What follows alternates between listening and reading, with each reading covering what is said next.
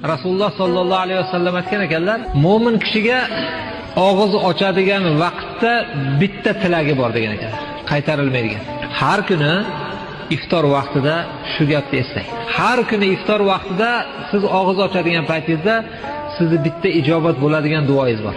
Albatta yo ayolingizda yoki farzandingizda yoki ota-onangizda yoki qo'shningiz yoki do'stingizda albatta o'sha duo bilan duo qilib qo'ying. Ijobat bo'ladi shu duo. Hazrat Musa alayhissalatu vassalom Alloh subhanahu va taolo bilan gaplashganlar, bilasizlar? Musa alayhissalom faxr qilar ekanlar, men Alloh bilan gaplashdim deb. Alloh taolo aytgan ekanki, ey Musa, ikkovimiz gaplashganimizda o'rtamizda parda bor edi. 70 mingta parda bor edi.